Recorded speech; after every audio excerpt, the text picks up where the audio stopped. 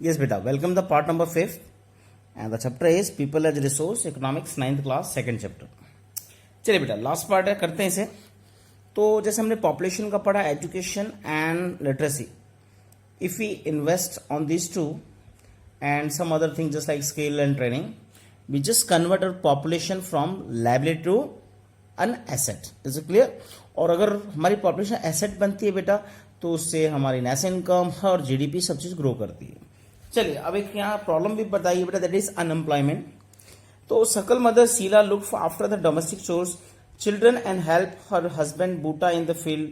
Sakal's brother Jitu and sister Situ spend their time playing and roaming. And can you call Sheila and Jitu or Situ employed? If not, why?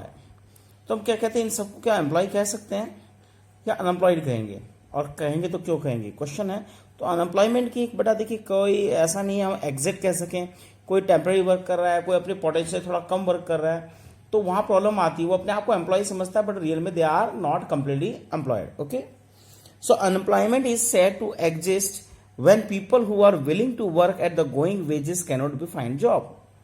तो ये simple definition दी है कि कोई आदमी इच्छा का है, उसकी वो चाहता है, उसकी विलिंग है, वो वर्क करना चाहता है, बट वो वेजेस, जो वेजेस है going wages, can not find job, उन वेजेस पे उसको जॉब नहीं मिल पाती है.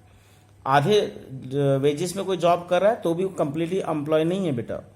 Sheila is not interested in working outside. अब शीला जैसे बाहर काम नहीं करना चाहती है, जस्ट लाइक डोमेस्टिक सर्वेंट का हमने यहां पढ़ाया बेटा, as a domestic servant. Jitu Situ are too small to continue counted in the work force of population. Neither Jitu Situ Sheela can be counted as unemployed. अब इनकी उम्र नहीं है बेटा, फिर भी फादर की हेल्प करते हैं, फिर भी अनएम्प्लॉयड या एम्प्लॉयड में काउंट नहीं होंगे. The workforce population include people from 15 to 59. Sakal brother and sister do not fall within this age group, so they cannot be called unemployed. अब इनकी एज की बात करें बेटा, वर्किंग एज 15 टू 59 है, जो हम इकोनॉमिक्स में जियो में पढ़ते हैं, तो इसके अकॉर्डिंग बेटा इनको भी हम काउंट नहीं कर सकते इसमें. So Sakal mother Sheela work for the family. She is not willing to work outside the domestic domain for payment. She too can not be called unemployed. तो इसको भी अनएम्प्लॉयड नहीं कहेंगे बेटा, right. Sakal's grandparent, although not mentioned in the story, cannot be called unemployed. उनकी भी as ज्यादा हो चुकी है 60 तो उनको भी अनएम्प्लॉयड नहीं कहेंगे बेटा. In case of India we have unemployment in rural and urban areas. However the nature of unemployment differ in rural and urban area. तो दोनों की बात करें बेटा, इसका नेचर में काफी डिफरेंस है.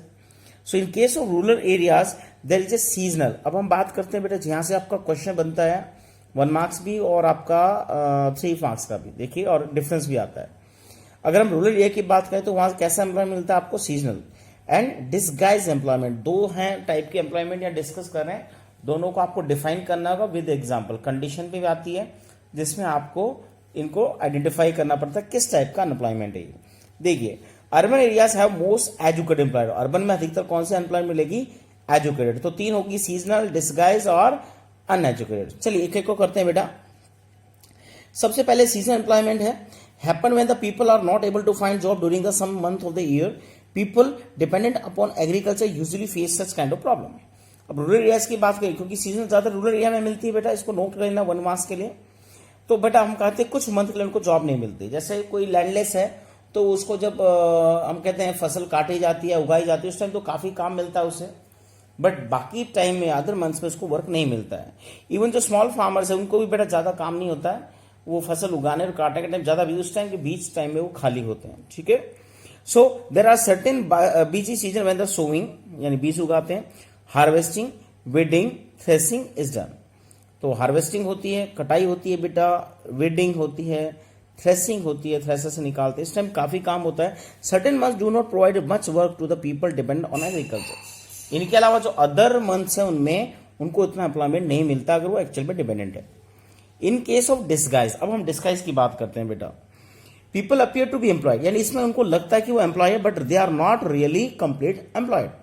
मैंने आपको अभी बताया था एग्जाम्पल, गांव में ऐसा ज्यादातर होता है बेटा. देखिए, they have agriculture plot where they find work. This usually happen among the family member engage in agriculture activity. The work required the service of 5 people but engage 8 people. जैसे एग्जाम्पल दिया बेटा, किसी काम में 5 पीपल एंगेज होने चाहिए, यानी 5 का ही वहां वर्क है, बट अगर उसमें 8 पीपल एंगेज है तो प्रोडक्शन पे ज्यादा इफेक्ट नहीं होता है बेटा. जैसे हम खेत की बात करते हैं, एक आदमी 20 किले 30 किले उगा सकता है, बट हम बात करते हैं कई फैमिली ऐसी पे 2-2 किले हैं बेटा, वो भी एंगेज हैं, तो उन्हीं 20 किलो पे शायद 5-6 फैमिली एंगेज है, तो प्रोडक्शन तो वही होगा, चाहे एक आदमी सारे खेत उगा ले या 5 फैमिली उन्हें उगाए, और 5 फैमिली में मेंबर काउंट करेंगे तो पर कैंडिडेट बहुत कम प्रोडक्शन बचता है, ठीक है। तो वो फैमिली भी अपने आप को जो तो 2 हेक्टेयर पे एक फैमिली कल्टीवेट कर रही है, वो भी अपने आप को कहने के फार्मर मानती है, और एक पर्सन 20-30 किलो उगा रहा है वो भी अपने आप को फार्मर कहता है। बट रियल में जो बड़ी स्केल पे फार्मिंग कर रहा है बेटा, वो रियल में फार्मर है, वो एम्प्लॉयड कह सकते हैं इसे, बट जो 2 एकड़ 3 हेक्टेयर लैंड पे अगर कल्टीवेशन कर रहा है अपने आप को फार्मर कहता है, तो वो फार्मर डिस्गाइज में आता है, ठीक है। क्योंकि यहां पर हम बात करते हैं जो वर्क है वो नंबर ऑफ जो आपके लेबर है उससे बेटा कम है, वर्क कम है, लोग ज्यादा एंगेज है, तो ज्यादा जो लोग एंगेज है उनको हम डिस्गाइज में काउंट करते हैं। जैसे यहाँ 5 लेबर की जरूरत है, 8 लोग वर्क कर रहे हैं, तो 3 लोग जो है वो 5 लोगों का हिस्सा बांटेंगे प्रोडक्शन में, तो जो 3% उनको हम डिस्गाइज में रखेंगे। देखिए 3 people आर एक्स्ट्रा, यहाँ 3 people एक्स्ट्रा है, there are 3 people also work in the same plot as the others, the contribution made by the 3 extra people does not add the contribution made by the 5 people. If 3 people are removed from productivity of the field will not decline. अब 3 को हटा दे तो भी production वही रहेगा, 3 रहेंगे तो भी प्रोडक्शन ज्यादा नहीं चेंज होगा बेटा, तो इससे कहना है कि पर पर्सन प्रॉफिट कम हो जाएगा। The field required the service of 5 people and there extra people are disguise, जो एक्स्ट्रा पीपल एंगेज उनको डिस्गाइज बोलते हैं। इसकी आपको 10th में डेफिनेशन मिलेगी, वो बेटा यही है, लेबर मोर देन वर्क, यानी वर्क से ज्यादा अगर लेबर कहीं एंगेज है तो उसको डिस्गाइज में काउंट करते हैं। इन case of urban areas educated employment has become a common. अभी तीसरी थी बेटा जो अर्बन से रिलेटेड, ये अभी तक 2 हमने पढ़ी वो रूरल से थी, ये किससे रिलेटेड है बेटा, अर्बन से, ठीक है। Employment has become a common, यहां पे हम बात करते हैं एजुकेटेड एम्प्लॉयमेंट है बेटा, अनएम्प्लॉयमेंट। एजुकेटेड एम्प्लॉयमेंट यही है बेटा, आपने पीएचडी कर ली, बीएड कर ली, कोई भी क्वालिफिकेशन डिग्री ले ली, और उसके बाद उसके इक्वलेंट आपको जॉब ना मिले और आप उसे कम छोटी अपॉर्चुनिटी पे कहीं जॉब कर रहे हैं, कम सैलरी में जॉब करें, तो उसको इसमें काउंट करते हैं, ठीक है। देखिए so many youth with matriculation, graduation and post-graduate degree are not able to find job. A study showed that employment of graduate and postgraduate has increased faster than among matriculation. तो matric से ज्यादा बेटा जो graduate post है उसकी बेटा कहना है एम्प्लॉयमेंट ज्यादा तेजी से बढ़ रही है। A paradoxical man power situation is witness as surplus of the man power in certain category coexist with shortage of man power in others. तो कहीं मैन पावर शॉर्टेज है और कहीं मैन पावर बेटा सरप्लस है, ठीक है। वो बेटा एजुकेशन की एजुकेटेड एम्प्लॉयमेंट की बात करें तो वहां कहीं ना कहीं सरप्लस है ये। There is employment among the technical qualified person on one hand, तो टेक्निकल क्वालिफाइड है उनकी एम्प्लॉयमेंट बेटा हम बात कर सकते हैं एक तरफ देखें, while there is a dread in technical skill required for economic growth, तो टेक्निकल स्किल वाली कम है बट एजुकेटेड जो एम्प्लॉयमेंट है वो काफी ज्यादा है। तो unemployment lead to wastage of man power resource. अब हम बात करते हैं ओवरऑल, हमने 3 एम्प्लॉयमेंट पढ़े, एक तो पढ़े लिखे बेरोजगार जो अपनी डिग्री या अपनी क्वालिफिकेशन के अकॉर्डिंग जॉब नहीं मिलती है, दूसरा हमने पढ़ा बेटा डिस्गाइज जहां आपका लेबर वर्क से ज्यादा लेबर एंगेज है, और पहला पढ़ा था बेटा सीजनल जिसमें हम कहते हैं कुछ बंदों को जॉब नहीं मिलती है। इन तीनों का हम कहीं ना कहीं बात करते हैं बेटा, इन तीनों में एम्प्लॉयमेंट की वजह से मैन पावर रिसोर्स की बहुत वेस्टेज होती है। People who are an asset for the economy turn to liability. अब जो अगर लोगों को एम्प्लॉयमेंट की प्रॉब्लम रहेगी बेटा तो वही पॉपुलेशन हमारे लिए क्या बनती जाएगी, लायबिलिटी। इज इट क्लियर, मेरी बात हमारी, उनको काम चाहिए, काम मिलेगा तो वो एसेट है, अदरवाइज वो लायबिलिटी है। There is a feeling of hopelessness and despair among the youth. People do not have enough money to support their family. Inability of educated people who employment impulse a great social waste. तो हम बात करते हैं किसी family 10 member है और 10 में से अगर 9 अनएम्प्लॉयड है तो बेटा एक पर्सन उन सबको सर्वाइव करना मुश्किल हो जाता है, राइट। तो ऐसी कंडीशन में लायबिलिटी बनी रहेगी।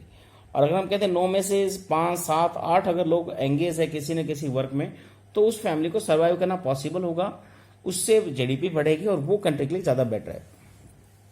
चलिए आगे देखते हैं। Unemployment tends to increase economic overload and, और इससे बेटा देखिए इकोनॉमिक ओवरलोड बढ़ जाता है, अगर ज्यादा लोग बेरोजगार होंगे तो इकोनॉमी पे लोड बढ़ेगा। The dependence of the unemployment on the working population increase, और डिपेंडिंग जो पॉपुलेशन वो बढ़ती जाएगी। जैसे हम कहते हैं बच्चों की और बूढ़ों की अगर हमारी पॉपुलेशन में परसेंटेज ज्यादा बढ़ता है तो डिपेंडिंग पॉपुलेशन बढ़ेगी। इवन वर्किंग फोर्स में भी अगर ये अनएम्प्लॉयमेंट ज्यादा होगी तो वो भी बेटा डिपेंडेंट बन जाएंगे, वो किसी न किसी पर्सन पे आश्रित होंगे, और ये हमारी इकोनॉमी के लिए काफी खतरनाक होता है। The quality of the life in an individual as well as society is adversely affected when a family has to live on a bare subsistence level. There is a general decline in the health status and rising withdrawal from school system.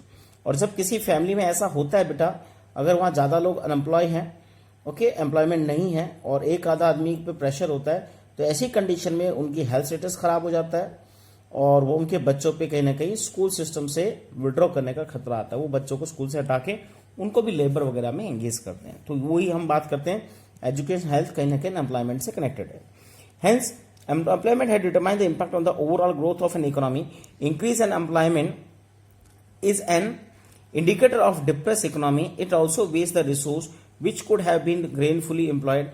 If people cannot be used the resource, they naturally appear as a liability to economy.